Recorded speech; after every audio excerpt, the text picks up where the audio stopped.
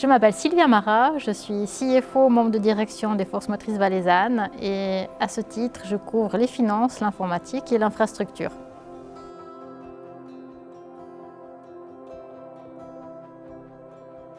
Alors, dans ma fonction, je supervise les services informatiques de FMV. En 2017, on a décidé de faire une refonte complète des systèmes d'information de FMV et pour poser les socles de base, on a souhaité changer l'ERP et c'est dans ce cadre-là qu'on a contacté Néo.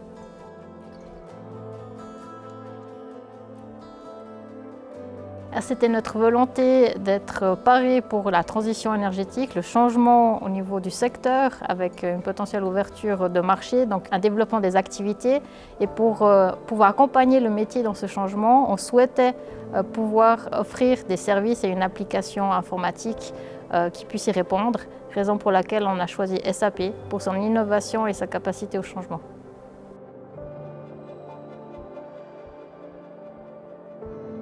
Ce qui nous a décidé est l'innovation, puisque S4 est une solution récente qui est encore en mouvement, qui va encore évoluer, et aussi pour la convivialité et l'approche utilisateur.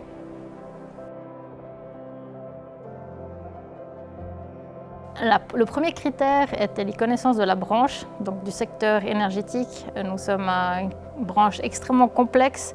Donc pour capitaliser et veiller au succès de ce projet, on souhaitait quelqu'un qui connaisse au moins les bases de notre domaine. Le deuxième facteur de sélection était les connaissances également des autres outils métiers, donc la possibilité de mettre en place des connecteurs et si possible des connecteurs existants.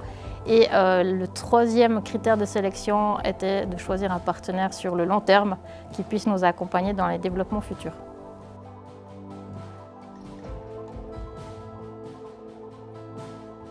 Ce qui me vient tout de suite à l'esprit, c'est l'esprit d'équipe, le partenariat, le fait de partir ensemble dans une nouvelle aventure.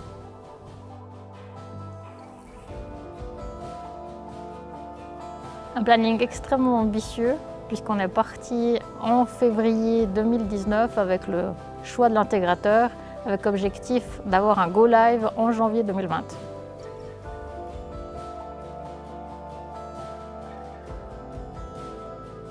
Alors le périmètre couvrait premièrement les besoins standards, donc la partie comptabilité, finance, gestion.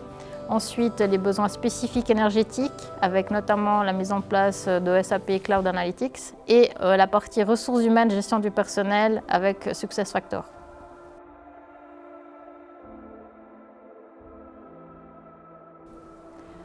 Je dirais que la première force est l'esprit d'équipe. Ils ont été dès le départ à l'écoute des besoins et la volonté était de réussir ensemble. Donc c'est ce qui a, à mon avis, contribué au succès de ce projet. C'est cette proximité entre l'équipe de projet interne et l'équipe de projet Néo.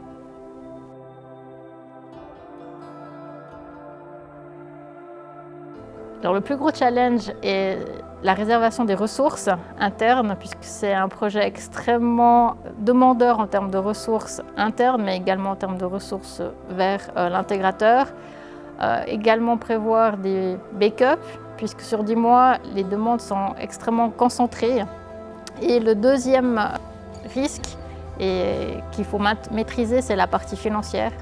Donc l'enveloppe financière allouée pour ce projet, et des fois il faut dire non, ou peut-être plus tard, mais ne pas accepter des demandes dans le cadre de l'implémentation et les décaler.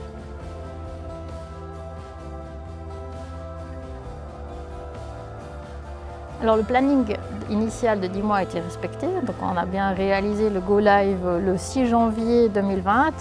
Par contre, c'est vrai que la contrainte pour pouvoir y réussir, c'était de coller au standard. Donc nous avons fait seulement 2 apartés au standard et on est fiers d'avoir une solution à 95% standard SAP aujourd'hui en production.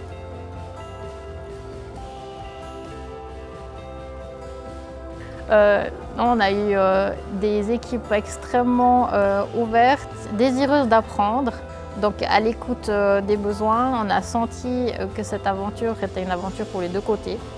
Et je pense que c'est quelque chose qui a motivé les équipes des deux côtés à venir travailler et à vouloir relever ce défi.